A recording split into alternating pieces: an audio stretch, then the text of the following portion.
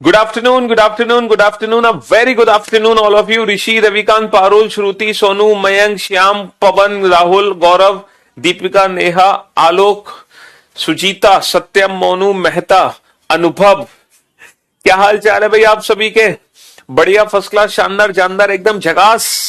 तो भाई आप सभी के रिलेटिव्स, दोस्त, भाई, बंधु, जिन बच्चों का 2021 में फाइनली सिलेक्शन हो चुका है, उन सभी बच्चों को ढेर सारी हमारी तरफ से बधाई, शुभकामनाएं। ठीक है, हाँ जी, ढेर सारी। चाहे उनकी लाइफ में, उनके सिलेक्शन में हमारी मौजूदगी हो या ना हो, उन सभी बच्चों को बधाइयां, ढेर सारी शुभकामनाएं उनके जीवन के लिए। जिन बच्चों का 2021 सीजीएल में सिलेक्शन हो चुका है फाइनली, ठीक है, आपको कोई भी पोस्ट मिली हो, कैसी भी पोस्ट मिली हो, आपके मन की हो या ना हो, आप सभी को ढेर सारी बधाई। और आप कोई भी, है ना, बच्चा हताश निराश नहीं हो। ठीक है, हाँ जी, चाहे आपको अच्छी पोस्ट मिली या ना मिले, ठीक है, नहीं मिली तो कोई बात नहीं, और मेहनत करो, जरूर अगली बार मिलेगी। और मैं उन सभी बच्चों से आग्रह करना चाहूंगा जिन बच्चों को अपनी मनचाही पोस्ट मिल चुकी है, जिन बच्चों की अच्छी रैंक आ चुकी है, वो बच्चे फर्दर कोई और एग्जाम दोबारा ना दें, बच्चों की सीट खराब ना करें। ठीक है, जिनका सेटिस्फेक्शन हो चुका है, वो सिर्फ दिखाने के लिए कि सर पहले मेरी रैंक आई थी 50, अब मेरी रैंक आई है 30, तो सिर्फ ये दिखाने के लिए बार बार पेपर ना दें। ठीक है, अगर आपको फर्स्ट अटेम्प्ट में अच्छी रैंक के साथ अच्छी पोस्ट मिल चुकी है अपनी मनचाही, तो सिर्फ दूसरों को अपनी काबिलियत साबित करने के लिए बार बार एग्जाम ना दें कि नहीं सर मैं तो टॉप 1 में रैंक लाके दिखाऊंगा। बेटा बहुत बच्चों का बहुत नुकसान हो जाता है ना। चलिए, तो आप सभी को ढेर ढेर सारी शुभकामनाएं जी। तो हाँ जी बेटा, देखो, बुक जो है, बुक के नए एडिशन के चक्कर में भी क्यों पड़े हो? अभी आपने मेंस का पेपर देखा, आपने देखा क्या कोई बदलाव हुआ मेंस के पैटर्न में? क्या कोई ऐसा टॉपिक का क्वेश्चन आपको देखने को मिला जो हमारी बुक में ना हो? बताओ, ईमानदारी से बताओ, नहीं ना? तो क्यों चिंता कर रहे हो फिर नई एडिशन की? वो बुक आपके लिए एकदम परफेक्ट है। अगर गलती से भी हम कोई एडिशन लाएंगे, जैसे ये जो बुक है हमारी, इंग्लिश मीडियम में भी है, हिंदी मीडियम में, अगर गलती से भी इसका मैं कोई और एडिशन अब लाऊंगा, ठीक है, लाऊंगा, अगर 2-4 क्वेश्चन मैं ऐड करता हूं, मान लो एक्सरसाइज में, मान लो मैंने सीजीएल मेंस के इस बार के सारे क्वेश्चन ऐड कर दिए, तो जो भी कुछ एडिशन होगा, जो भी कुछ अपडेशन होगा इस बुक में, तो जिस बच्चे के पास मेरी ये पुरानी बुक्स होंगी और जो चीज मैं नई ऐड करूंगा, वो चीज मैं आप लोगों को फ्री ऑफ कॉस्ट दूंगा, जिन बच्चों के पास पुरानी बुक होगी। आप चिंता मत करोगे सर हम तो बार बार बुक ही परचेस करते रह जाएंगे, ऐसा नहीं है।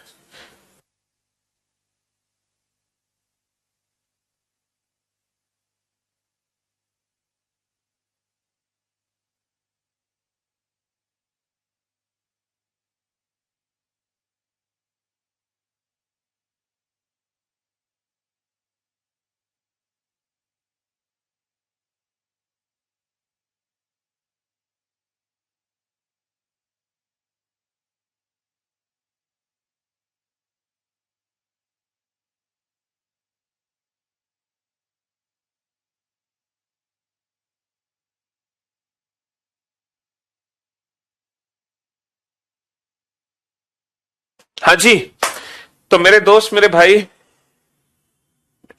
तो जिन बच्चों के पास पुरानी बुक होगी, जो भी कुछ नया एडिशन में एडिशन होगा, ऐड चीज होगी, वो सब आपको फ्री ऑफ कॉस्ट मिल जाएगी। ठीक है, मैं आपको पीडीएफ की फॉर्म में दे दूंगा। और इसीलिए मैं कह रहा हूं टाइम वेस्ट मत करो, बुक लेनी है तो लो, प्रैक्टिस करो, पढ़ना शुरू कर दो, क्योंकि सीएचएसएल का भी एग्जाम है। ठीक है, सीजीएल 2023 का भी सीएचएसएल टीयर 1 का पेपर है।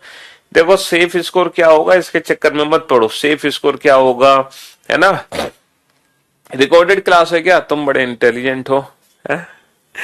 तो सेफ स्कोर के चक्कर में मत पड़ो, तुम अपना बेस्ट देकर आओ, अपना बेस्ट। तुम्हारी जितने अंदर जान है वो जान लगा दो, तुम अपना बेस्ट दो। तुम चिंता क्यों कर रहे हो किसी चीज की? अगर आपने अपना बेस्ट दिया है तो बात खत्म। ठीक है, अच्छा, लास्ट जो हमारी क्लास हुई थी, पिछली क्लास मैंने आपको सीटिंग अरेंजमेंट पढ़ा रहा था। तो पिछली क्लास में मैंने सीटिंग अरेंजमेंट के जो सीजीएल मेंस के क्वेश्चन जितने भी आए थे वो सारे क्वेश्चन हमने कर लिए थे, है ना। सीजीएल मेंस के सारे क्वेश्चन हमने पिछली क्लास में करे थे। और सच सच बताना, मजा नहीं आया उन क्वेश्चन को करके? क्यों भाई, उन क्वेश्चन को करके मजा आया कि नहीं आया? पिछली क्लास में जो हमने मेंस के क्वेश्चन किए सीटिंग अरेंजमेंट के, सच सच बताओ मजा आया कि नहीं आया उन क्वेश्चंस को करके? क्या आपको ऐसा लगा कहीं से भी कि आप लोग सीटिंग अरेंजमेंट के क्वेश्चन नहीं बना सकते? लगा आपको? ऐसी फीलिंग्स आई आपको कि सीटिंग अरेंजमेंट आपके बस की बात नहीं है? हैं? ऐसी बिल्कुल भी फीलिंग्स आपके अंदर नहीं आई होंगी किसी भी तरीके से कि सीटिंग अरेंजमेंट आपके बस की बात नहीं है। ठीक है, हाँ जी।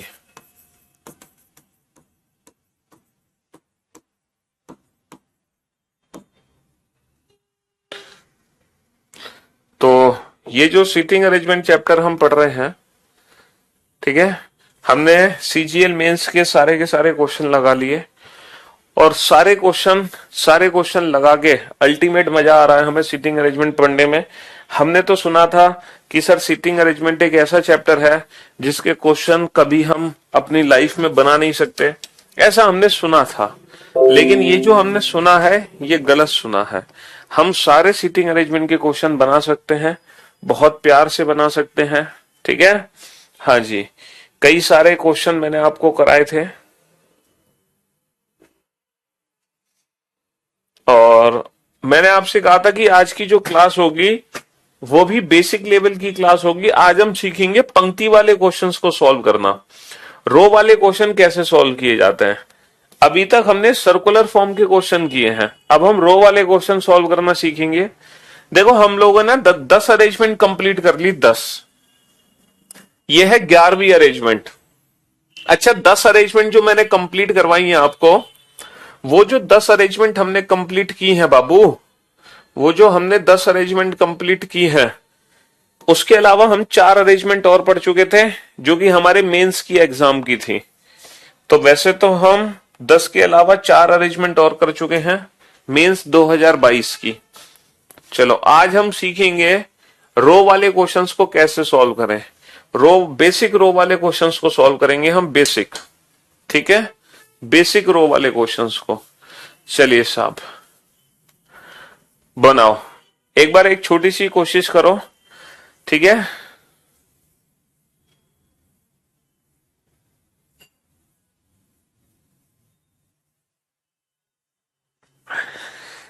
देखो, मेरा जो YouTube चैनल है reasoning by Piyush Varshney, practice batch मेरा कोई भी पेड प्रैक्टिस बैच नहीं आएगा। अगर मैं प्रैक्टिस बैच लाऊंगा, ठीक है, तो वो फ्री ऑफ कॉस्ट ही होगा। ठीक है, मेरे YouTube चैनल पे रीजनिंग बाय पीयूष वार्ष्णेय। और बहुत ही जल्द मैं अभी कंटेंट तैयार कर रहा हूं, उसको अपडेट कर रहा हूं। ठीक है, जितने भी CHSL के एग्जाम है, मेंस के एग्जाम है, CGL 2022 के पेपर थे, उन सारे एग्जाम्स को देखते हुए इस साल के और पिछली साल के और पिछली साल के, उसके हिसाब से एक लेटेस्ट कंटेंट तैयार कर रहे हैं प्रैक्टिस के लिए। ठीक है, तो मैं बहुत जल्द अपने YouTube चैनल पे वो प्रैक्टिस सेशन स्टार्ट करने वाला हूं। ठीक है, हाँ जी। और वो मिक्स्ड प्रैक्टिस रहेगी, टॉपिक वाइज नहीं रहेगी, क्योंकि टॉपिक वाइज प्रैक्टिस तो हमें, ठीक है, टॉपिक वाइज प्रैक्टिस का फायदा हमें मिलता है क्लास में ही। वहां पर यूट्यूब पर हमें मिक्स्ड क्वेश्चंस की ही प्रैक्टिस का फायदा मिलता है। जब सारे बच्चे लाइव होते हैं ना, तो उस लाइव परफॉर्मेंस में हमें ये पता चलता है कि जो हमारा आंसर है वो कितनी जल्दी आ रहा है, हमारी जो स्पीड है वो एग्जाम में सिलेक्शन के काबिल है कि नहीं है। क्योंकि वहां पर जब बच्चे आंसर देते हैं ना क्वेश्चंस का, तो हम समझ जाते हैं कि हम किस लेवल पे चल रहे हैं, हमें कितनी और मेहनत की जरूरत है। तो मैं अपने YouTube चैनल पे बीच बीच में प्रैक्टिस सेशंस लाता रहा हूं। जैसे कि आप लोगों को पता है, हर महीने 2 महीने में मैं 10, 15, 20 प्रैक्टिस सेट आपको कराई देता हूं अपने YouTube चैनल पर लेटेस्ट क्वेश्चंस के। ठीक है, हाँ जी। तो आगे भी हम ऐसा ही करेंगे, आगे भी हम अपने YouTube चैनल पे प्रैक्टिस सेशन लाते रहेंगे, तो आप चिंता ना करें। टेलीग्राम चैनल हमारा किसी नाम से था, लेकिन हमने वो चैनल बंद कर दिया था आज से 2-3 साल पहले ही।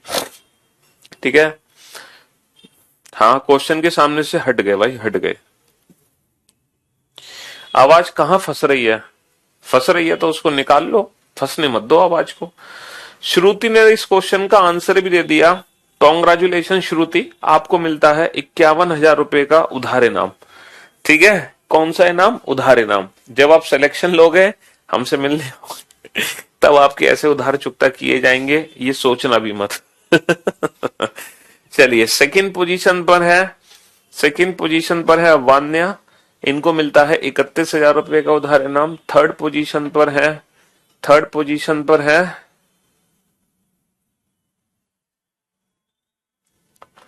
सर, मैं आपकी वीडियोस बना दिया करूंगा और वीडियोस एडिट कर दूंगा। कौन सी वीडियोस बना दोगे भाई? कौन सी वीडियोस बना दोगे? यूट्यूब पर तो हम लाइव प्रैक्टिस कराते हैं, रिकॉर्डेड प्रैक्टिस थोड़ी कराते हैं। You are great sir, thank you for making reasoning easy for अस।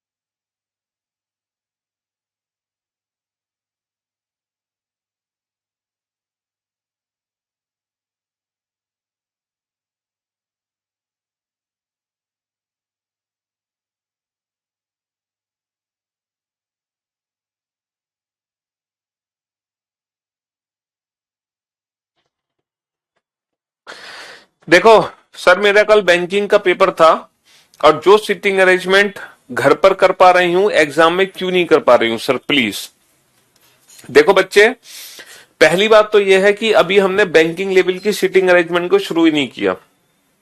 अभी हम जो सिटिंग अरेंजमेंट पढ़ रहे हैं वो बेसिक लेवल की सिटिंग अरेंजमेंट पढ़ रहे हैं, जो अप टू एसएससी लेवल है।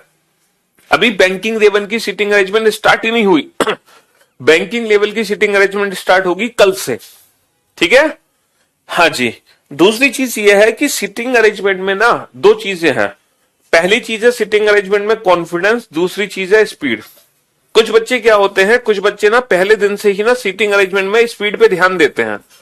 बेटा, सिटिंग अरेंजमेंट एक ऐसा टॉपिक है जिसमें देखो, सिर्फ मैं सिटिंग अरेंजमेंट की बात नहीं कर रहा, मैं किसी भी सब्जेक्ट की बात कर रहा हूं। हर सब्जेक्ट में सबसे पहले हमें स्पीड पे ध्यान नहीं देना होता है। सबसे पहले हमें ध्यान देना होता है, सबसे पहले हमें ध्यान देना होता है किस पे? एक्यूरेसी पे। मतलब कहने का यह है कि जो हम आंसर दे रहे हैं वो सही है कि नहीं है। चाहे टाइम कितना भी लग जाए क्वेश्चन का आंसर देने में, इट डजंट मैटर। सबसे पहले जो हमें फोकस करना है वो किस पे फोकस करना है? एक्यूरेसी पर। कि हम जो आंसर देंगे वो सही देंगे, सही के अलावा कुछ नहीं देंगे। तो जब हम सही आंसर देना शुरू कर देते हैं तब वो हमारे अंदर कॉन्फिडेंस आता है एक अलग लेवल का। और वो जो कॉन्फिडेंस होगा वो हमारी स्पीड को बहुत इंप्रूव कर देगा। क्यों? क्योंकि हमारे पास होंगी वो बेस्ट अप्रोचेस, वो बेस्ट ट्रिक्स जिनसे हम अपने क्वेश्चंस को जल्दी बना पाते हैं। लेकिन सबसे पहले स्पीड की बजाय एक्यूरेसी पे ध्यान दिया करो, उसके बाद स्पीड पे। क्योंकि एक बार कॉन्फिडेंस आएगा तो फिर जब आप इसकी स्पीड आपकी बेहतर होगी तो गलत आंसर नहीं निकलेगा। वरना क्या होगा, आप चार चार बार क्वेश्चन सॉल्व करोगे, चार क्वेश्चन, चार में से दो सही करोगे, दो गलत करोगे स्पीड के चक्कर में, तो उसका क्या फायदा है एग्जाम में? ये बताओ। फायदा तब है जब आप चार क्वेश्चन सॉल्व करो, चार के चार सही करो, है ना? लेकिन तेजी के साथ। स्पीड तो होनी चाहिए, बिना स्पीड के तो सिलेक्शन ही नहीं है। लेकिन वो स्पीड पे काम कब करना है? After accuracy. पहले कॉन्फिडेंस हासिल करो कि हाँ मैं क्वेश्चन बना सकता हूं, उसके बाद स्पीड पे काम करो। और सिटिंग अरेंजमेंट में कॉन्फिडेंस कब आएगा? जब हम एक ही क्वेश्चन को घर पे तीन तीन चार चार बार सॉल्व करेंगे। हमें ज्यादा क्वेश्चन की रिक्वायरमेंट नहीं है, हमें रिक्वायरमेंट है कि हम एक ही क्वेश्चन को कई बार सॉल्व करें, कई बार।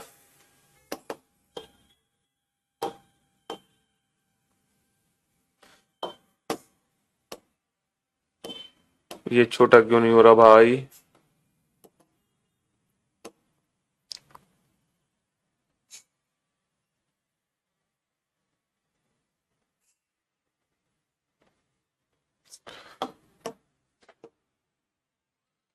मुझे स्पेस कहाँ मिलेगा क्वेश्चन को बनाने का? चलो एक काम करते हैं, इसको यहीं रहने देते हैं। मैं नेक्स्ट पेज पे अपना क्वेश्चन सॉल्व कर लेता हूं।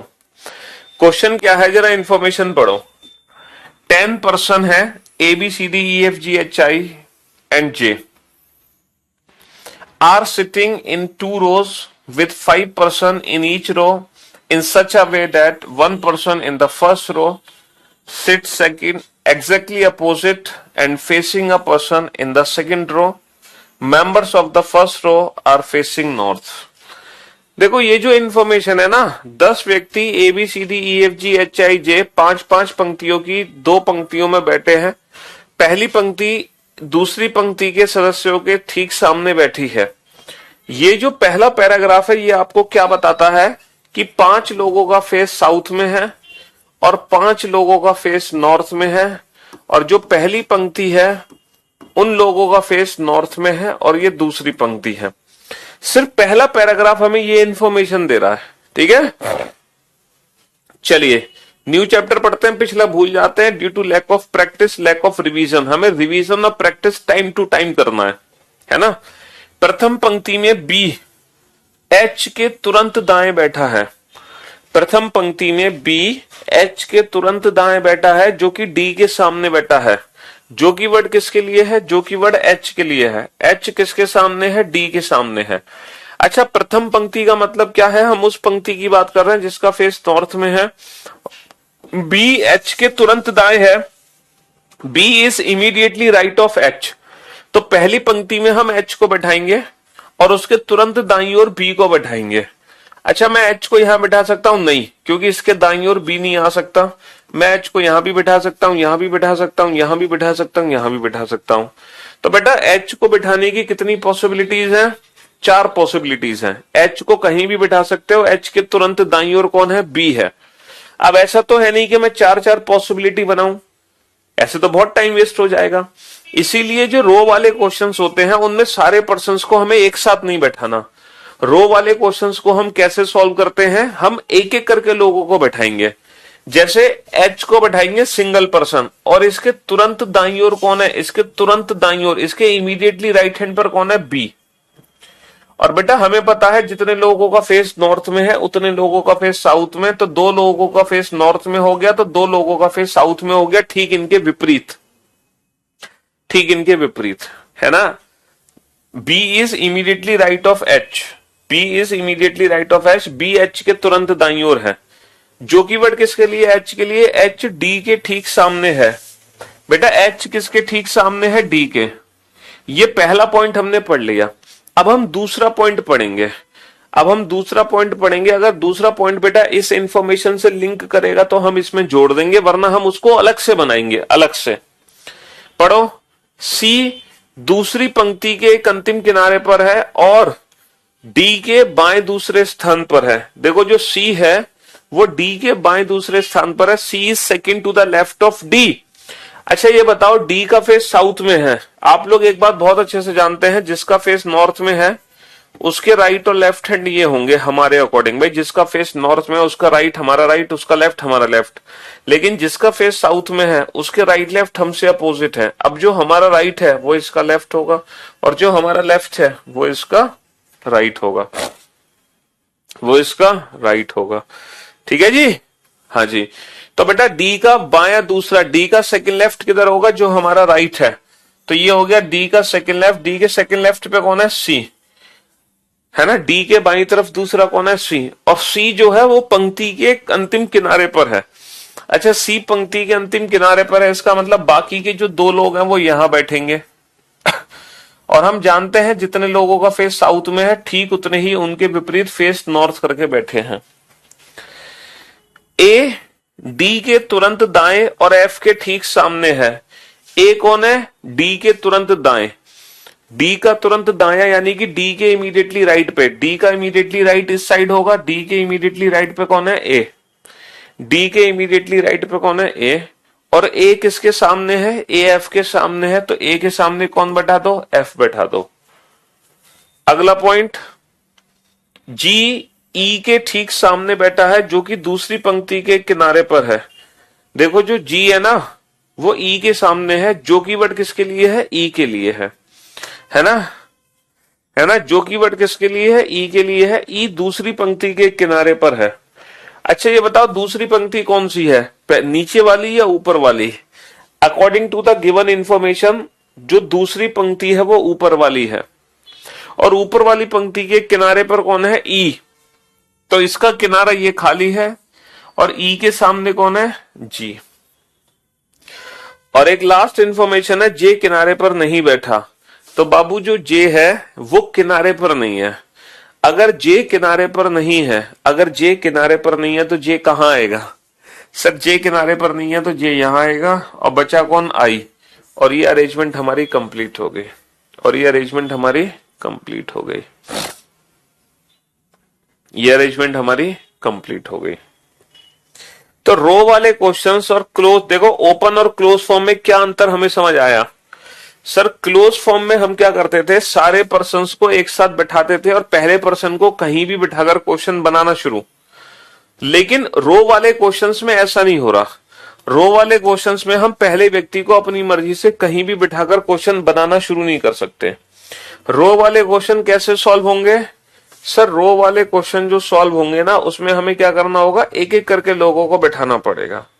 रो वाले क्वेश्चंस में हम पहले एक एक करके लोगों को बैठाएंगे, है ना, और उससे रिलेटेड इंफॉर्मेशन को जोड़ते चले जाएंगे। चलो क्वेश्चन नंबर 12, और मैं आपको इस क्वेश्चन को सॉल्व करने के लिए सिर्फ दूंगा 3 minute, only 3 minutes, and your time starts now.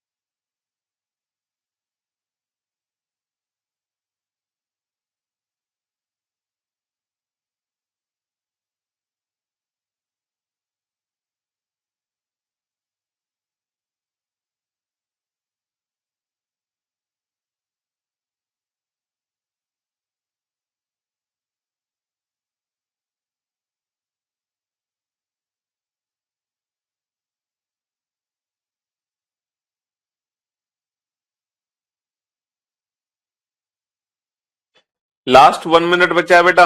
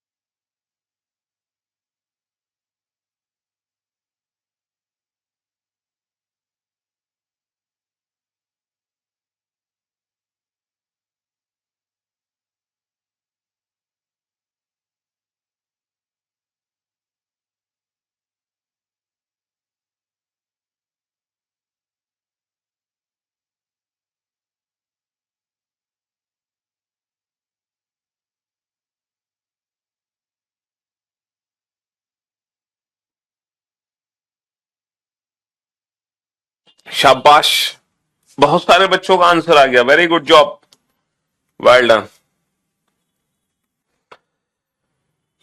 अब आप लोग बोर्ड पे ध्यान से देखना, ध्यान से समझना। A B C D E F G H I J 10 सदस्य हैं जो कि एक्स वाई टीम में बांटे गए हैं। प्रत्येक टीम में 5 सदस्य हैं। दोनों टीमों के सदस्य आमने सामने दो पंक्तियों में इस प्रकार बैठेगी। एक्स टीम के सदस्यों का मुख उत्तर दिशा की ओर है। देखो, दो टीम है, एक का फेस साउथ में है और एक का फेस नॉर्थ में है।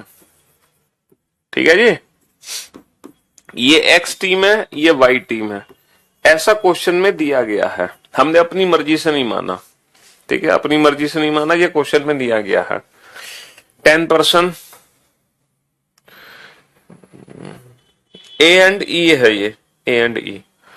ठीक है, डी ए के दाएं तीसरे स्थान पर है, डी ए के दाएं तीसरे स्थान पर है। D is third to the right of A और जी के एकदम सामने है। एंड वर्ड किसके लिए है? डी के लिए। D sits exactly opposite to G. देखो, डी ए के थर्ड राइट पर है, ए के दाएं तीसरे पर। ए का फेस कहां है? नॉर्थ साउथ हमें नहीं पता, तो हमने ए का फेस नॉर्थ में माना और उसके थर्ड राइट पर 1 2 3 उसके दाईं ओर तीसरा मैंने डी को बैठाया और डी के सामने, डी किसके सामने है? डी जी के सामने है।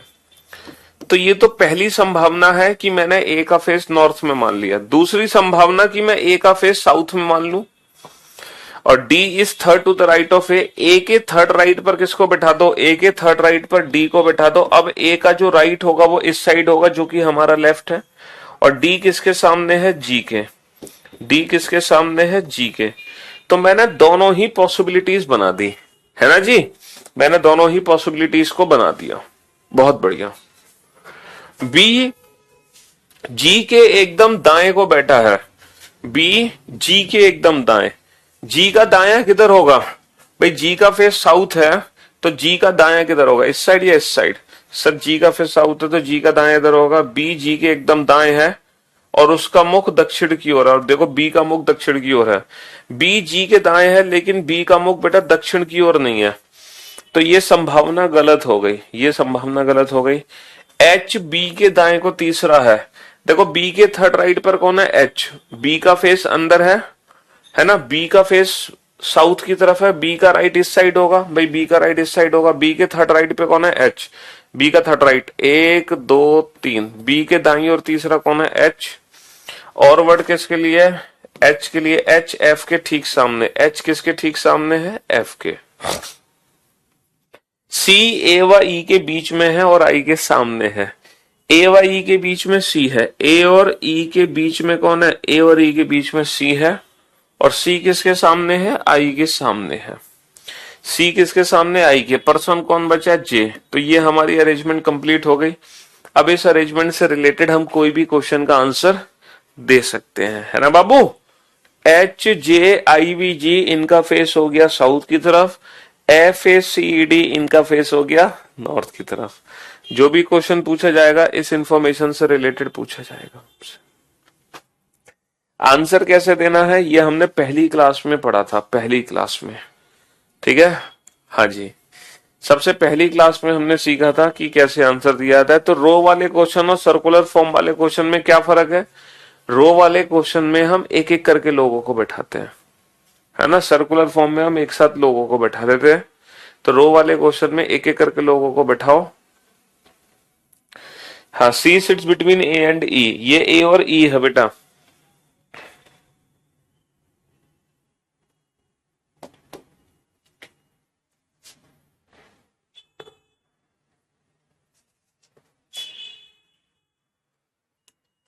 चलिए, शुरू का जो पैराग्राफ होता है ना, वो तो बहुत जल्दी पढ़ के समझने का होता है।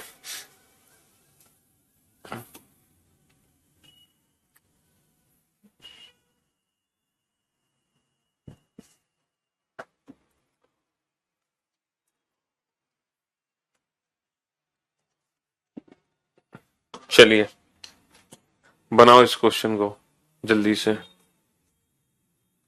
हाँ, वो ए और बी नहीं आएगा, वहां पे ए और ई आएगा। कर तो दिया ठीक।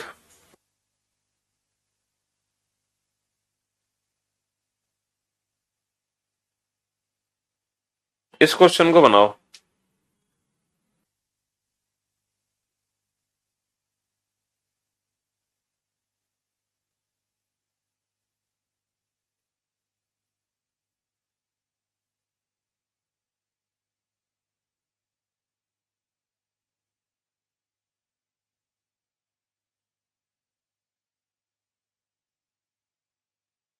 देखो, जो हु वर्ड है, विच वर्ड है, हुम वर्ड है, वो ऑब्जेक्ट को रिप्रेजेंट करता है, और जो एंड वर्ड है और वाइल वर्ड है वो सब्जेक्ट को रिप्रेजेंट करता है, एंड और वाइल। और जबकि, किंतु, परंतु, ये सब्जेक्ट को रिप्रेजेंट करता है, पहले व्यक्ति को।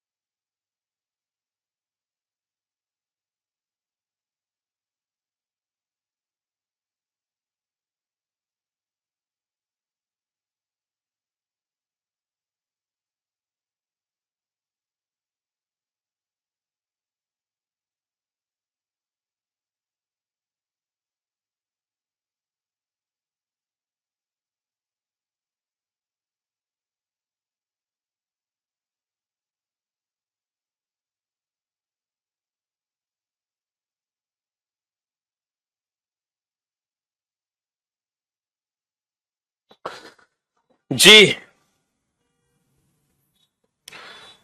देखो 12 लोग हैं, दो अलग अलग पंक्ति में बैठे हैं, है ना, जिसमें 6 लोगों का फेस साउथ में है और 6 लोगों का फेस नॉर्थ में है। ठीक है बाबू। पहली जो पंक्ति है उन सब का फेस साउथ में है, और वो जो लोग हैं वो है P Q R S T B, P Q R S T B, P Q R S T B. जो दूसरी पंक्ति है उन सबका फेस नॉर्थ में है, वो है A B C D E F. ये इंफॉर्मेशन बेटा हमने अपनी मर्जी से नहीं मानी, ये इंफॉर्मेशन दी गई है, यहां तक दी गई है, यहां तक। यहां से हमें क्वेश्चन शुरू करना है बनाना। तो जो पहला पैराग्राफ है ना, यहां से लेकर यहां तक, वो सिर्फ हमें यही बताता है। पहला पॉइंट, ए डी के दाएं तीसरे स्थान पर बैठा है, A sits third to the right of D. बेटा ए डी के थर्ड राइट पर है, डी का फेस किधर है? सच, जो डी है उसका फेस नॉर्थ में है, तो सिंगल पर्सन डी को बैठाओ, इसके थर्ड राइट पे ए है, इसका राइट हमारा राइट, इसका दाया हमारा दाया, इसका थर्ड राइट यानी कि तीसरा दाया, पहला दूसरा तीसरा, ए डी के दाई और तीसरा है। नींद, अच्छा 4 लोगों का फेस नॉर्थ में है, तो 4 लोगों का फेस हो गया साउथ में। बहुत, neither A nor D sits an extreme end, ए और डी कोई भी किनारे पर नहीं है, यानी कि एक व्यक्ति यहां आएगा, एक यहां आएगा। जब ए और डी में से कोई भी किनारे पर नहीं है तो कम से कम एक एक यहां आएगा, और ये टोटल 6 व्यक्ति हो चुके हैं। टोटल 6 व्यक्ति हो चुके हैं भाई। ना तो ए ना ही डी अंतिम छोर पर है। Neither A nor D sit in extreme end. T faces D. T का मुख डी की ओर है। टी का मुख डी की ओर है। ये जो टी है, टी फेसेस डी, टी का मुख डी की ओर है। अच्छा, V doesn't face A. V का मुख ए की ओर नहीं है। ये जो वी है, वी का मुख ए की ओर नहीं है। And V doesn't sit at any of the extreme end, और वी किसी भी अंतिम छोर पे नहीं है। और वी किसी भी अंतिम छोर पे नहीं है। चलिए, V is not an immediate neighbour of T। V T के बगल में नहीं बैठा। V T के बगल में नहीं बैठा। तो फाइनली V को कहां बैठाओगे बेटा? V A के सामने नहीं है, V किनारे पर नहीं है, V T के बगल में नहीं है। तो फाइनली जो V बैठेगा वो यहां बैठेगा, है ना। B seats eight one of the extreme and. B किसी एक अंतिम छोर पर है। चलो, B किसी एक अंतिम छोर पर है। Only two people sit between B and E। B और E के बीच में केवल दो व्यक्ति हैं। B किसी एक अंतिम छोर पर है और B और E के बीच में दो है। अगर B यहां पर है तो E यहां होगा, और अगर B यहां पर है तो E यहां होगा। E doesn't face B। E V के सामने नहीं है। अच्छा, अगर मैं B को यहां बैठा दूं तो B और E के बीच में दो है, तो डेफिनेटली E को यहां बैठना पड़ेगा। अगर मैं B को यहां बैठा दूं तो E को यहां बैठना पड़ेगा, और जो E है फिर वो V के सामने आ जाएगा, जबकि E V के सामने नहीं है। इसीलिए B को मैं यहां नहीं बैठा सकता, तो मेरी मजबूरी है B को यहां बैठाना। और B और E के बीच में दो लोग हैं। B और E के बीच में दो लोग हो गए। Two person sit between R and Q। R is not immediate neighbour of T। R और Q के बीच में दो लोग हैं। R T के बगल में नहीं है। R और Q के बीच में दो लोग हैं, और R T के बगल में नहीं है। देखो, R को मैं T के बगल में नहीं बैठा सकता, R को मैं T के बगल में नहीं बैठा सकता। और R और Q के बीच में दो लोग हैं, R T के बगल में है नहीं। R को मैं यहां भी नहीं बैठा सकता, क्योंकि R और Q के बीच में दो लोग हैं। तो डेफिनेटली जो R है ना, डेफिनेटली जो R है वो यहां आएगा किनारे पर। R T के बगल में नहीं है, R को यहां नहीं बैठा सकता, तो R और Q के बीच में दो लोग हैं। C doesn't face V। C V के सामने नहीं है। C को V के सामने मत बैठाओ, C को यहां बैठाओ। P R के बगल में नहीं है। P R के बगल में नहीं है, तो P को यहां बैठाओ। और ये अरेंजमेंट हमारी कंप्लीट हो गई। बेटा, कौन कौन से पर्सन बचे बैठने को? यहां पर कौन बचा? S। और यहां पर कौन बचा? F।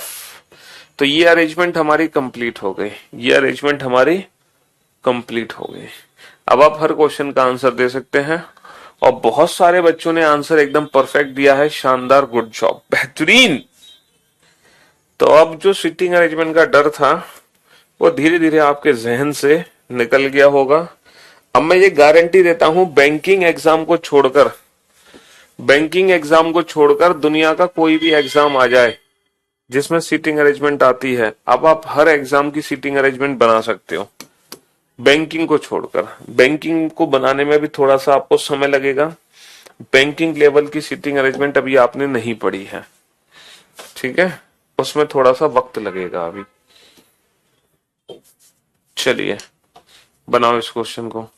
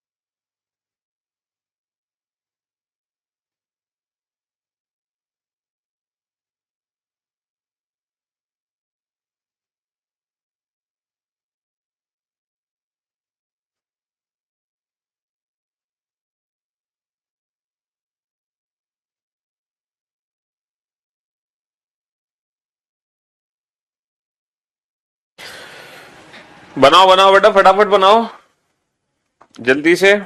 लाइव क्लास में तो बेटा सीटिंग अरेंजमेंट सॉल्व करने का पूरा मौका दे मिलेगा तुम्हें आपको। चाहे आप इस क्लास को अगर बाद में देखते हो रिकॉर्डेड फॉर्म में तो आप इस मौके को गवा सकते हैं, लेकिन लाइव क्लास में कोई दबाने का मौका किसी भी प्रकार से नहीं मिलेगा।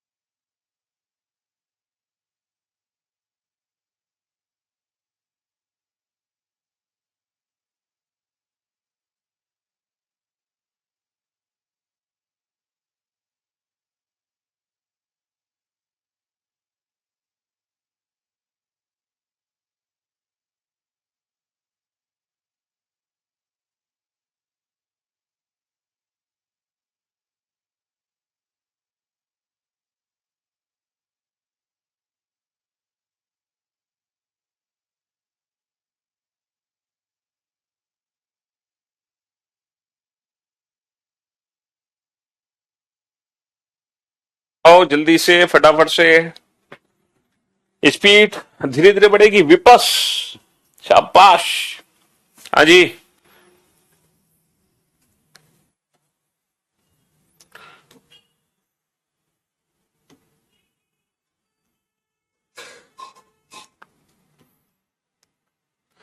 भैया 12 लोग बैठे हैं, दो पंक्ति में बैठे हैं 12 लोग, ठीक है। 12 लोग दो पंक्ति में बैठे हैं। 6 लोगों का फेस साउथ में है और 6 लोगों का फेस नॉर्थ में है। 6 लोगों का फेस साउथ में है, 6 लोगों का फेस नॉर्थ में है ना। पंक्ति एक में A B C D E F और उन सभी का मुख दक्षिण की ओर है। देखो ये कौन है, A B C D E F, और ये पहली पंक्ति है according to the given information. ये दूसरी पंक्ति है और इसमें जो पर्सन है वो है P Q R S T V, P Q R S T V. तो पहला पॉइंट क्या है, पहला पॉइंट है वी एस के दाएं तीसरे स्थान पर है। V sits third to the right of S. तो बेटा पहले एस को बैठाओ, एस का फेस किधर है, नॉर्थ की तरफ। सिंगल पर्सन एस को बैठा दो और एस के दाई और तीसरा कौन है, वी, एस के थर्ड राइट पर। पहला राइट, दूसरा राइट, तीसरा साइड। और जितने लोगों का फेस नॉर्थ में है उतने लोगों का फेस कहां होगा, साउथ में होगा। एस का मुख एफ की ओर है, एस का मुख किसकी ओर है, एफ की ओर है ना। ओके, एंड एफ पंक्ति के किसी भी छोर पे नहीं है। यहां पे थोड़ी सी गलती फिर हो गई है, ये ई की जगह एफ होगा। F doesn't sit at any of the extreme end of the line. F पंक्ति के किसी भी छोर पे नहीं है। ये जो F है ये पंक्ति के किसी भी छोर पे नहीं है। इसका मतलब क्या है कि अगर ये छोर पे नहीं है तो दो संभावनाएं हैं। यहां पे दो पॉसिबिलिटी बनेंगी, एक व्यक्ति यहां आएगा या फिर दोनों यहां आएंगे। दो पॉसिबिलिटी है, दोनों पॉसिबिलिटीज को बनाओ। देखो 1 2 3 4, 5 6 7 8। मैं आपको बताता हूं दो पॉसिबिलिटी कैसे हैं, एस वी एफ। देखो एफ पंक्ति के किसी भी अंतिम छोर पे नहीं है, तो पहली संभावना है कि एक यहां आए एक यहां आए, तो एफ पंक्ति के किसी भी अंतिम छोर पे नहीं है। दूसरी संभावना है कि दोनों को ही मैं यहां बैठा दूं, तो ऐसी सिचुएशन में भी एफ पंक्ति के किसी भी अंतिम छोर पे नहीं है। ऐसी सिचुएशन में भी एफ पंक्ति के किसी भी अंतिम छोर पे नहीं है। दो संभावनाएं हैं, दोनों संभावनाएं हमने बना ली। डी सी के दाएं तीसरे स्थान पर है, D sits third to the right of C. R का मुख सी की ओर है, आर फेसेस सी। देखो जो डी है वो सी के थर्ड राइट है, सी का फेस साउथ है, सी का राइट होगा हमारा लेफ्ट, सी का राइट हमारा लेफ्ट, 1 2 3, डी सी के थर्ड राइट पर है और आर फेसेस सी। आर का मुख सी की ओर है, ये हिंट हमने लिख ली जिसका यूज बाद में करेंगे। जिसका मुख ई की ओर है वह पी के दाहिनी ओर तीसरे स्थान पर है। The one facing east sits third to the right of P and P पंक्ति के अंतिम छोर पे नहीं है। देखो इस पॉइंट को ध्यान से समझो, जो व्यक्ति पी के थर्ड राइट पर है, जो व्यक्ति पी के थर्ड राइट पर है, जो व्यक्ति पी के थर्ड राइट पर है उसका मुख ई की तरफ है। जो पी के दाईं ओर तीसरा है उसका मुख ई की तरफ है। तो पी को मैं यहां नहीं बैठा सकता, पी का थर्ड राइट नहीं है, पी को मैं यहां नहीं बैठा सकता, पी का थर्ड राइट नहीं है। अच्छा पी अंतिम किनारे पर है नहीं, पी अंतिम किनारे पर है नहीं, तो डेफिनेटली पी ये है। और जो पी के थर्ड राइट पर है उसका मुख ई की तरफ है, जो पी के थर्ड राइट पर है उसका मुख ई की तरफ है।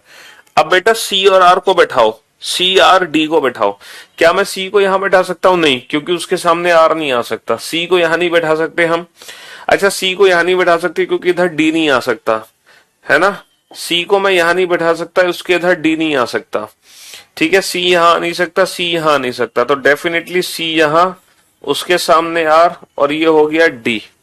ऐसे ही बेटा नीचे बैठाओ, सी को मैं यहां नहीं बैठा सकता, उसके थर्ड राइट पे डी नहीं है। सी को यहां नहीं बैठा सकता, उसके थर्ड राइट पे डी नहीं है ना। सी को यहां बैठा सकता हूं, सी को यहां नहीं बैठा सकता, उसके सामने आर नहीं है, उसके सामने आर नहीं है। सी को मैं यहां बैठा के, अच्छा यहां पे कोई एक पॉइंट मैंने यूज नहीं किया ना, हाँ मैंने ये वाला पॉइंट यूज नहीं किया यहाँ पे, ई वाला पॉइंट यूज नहीं किया। पी के थर्ड राइट पे, पी के थर्ड राइट पे जो उसके सामने ई है, ये वाला पॉइंट यहाँ पे यूज करो। पी के थर्ड राइट पे कोई आ नहीं सकता, पी के थर्ड राइट पे कोई आ नहीं सकता, पी किनारे पर है नहीं, तो पी ये है और जो पी का थर्ड राइट है उसके सामने ई है। अब बैठाओ बेटा, सी को मैं यहां नहीं बैठा सकता, उसका थर्ड राइट नहीं है, सी को मैं यहां नहीं बैठा सकता, उसका थर्ड राइट नहीं है, सी यहां आ नहीं सकता क्योंकि उसके सामने आर नहीं है, तो डेफिनेटली ये सी होगा। सी के जो थर्ड राइट पर है वो डी है और सी के सामने आर है। अभी तक हमारी दोनों ही संभावनाएं सही हैं, अभी तक हमारी दोनों ही संभावनाएं सही हैं। टी वी के बगल में नहीं बैठा, T is not an immediate neighbour of V. देखो टी वी के बगल में नहीं है तो टी यहां पर है, टी वी के बगल में नहीं है तो टी यहां पर है, बचा कौन? क्यू, बचा कौन? क्यू, है ना। और ए सी के बगल में नहीं है, ए सी के बगल में नहीं है, तो फिर ए को मैं कहां बैठाऊं? अगर मैं ए को सी के बगल में नहीं बैठाऊंगा तो कहां बैठाऊंगा? तो ये वाली अरेंजमेंट मेरी गलत हो गई। और अगर ए सी के बगल में नहीं है तो ए यहां भी आ सकता है, यहां भी। अच्छा एक पॉइंट था, B and P do not sit an extreme end, B और पी कोई भी किनारे पर नहीं है बेटा, बी किनारे पर नहीं है तो बी आएगा यहां और बचा कौन? ए, और ये अरेंजमेंट हमारी कंप्लीट हो गई। तो इस क्वेश्चन को बनाने के लिए हमें दो पॉसिबिलिटीज बनानी पड़ी, दो पॉसिबिलिटीज, जिसमें से एक सही है और एक गलत। हमें कितनी पॉसिबिलिटीज बनानी पड़ी? दो, जिसमें से एक पॉसिबिलिटी सही एक गलत। बेटा अब ये जो क्वेश्चन है ना, इन्हीं क्वेश्चन को आपको ना दो दो बार सॉल्व करना है, दो दो बार, तीन तीन बार, चार चार बार, मतलब एक ही क्वेश्चन को बार बार सॉल्व करोगे, एक ही क्वेश्चन को, समझ रहे हो? हाँ जी,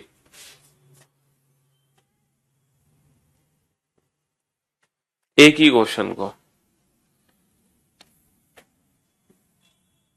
तो आज के लिए सिर्फ इतना ही रखते हैं, ठीक है। बाकी ये पूरा हफ्ता हम सीटिंग अरेंजमेंट पढ़ेंगे, कल भी सीटिंग अरेंजमेंट पढ़ेंगे, परसों भी सीटिंग अरेंजमेंट पढ़ेंगे, उसके नेक्स्ट डे भी सीटिंग अरेंजमेंट पढ़ेंगे, क्योंकि हमें बैंकिंग पीओ मेंस लेवल तक की सीटिंग अरेंजमेंट पढ़नी है। ठीक है, love you all, good bye, शुक्रिया।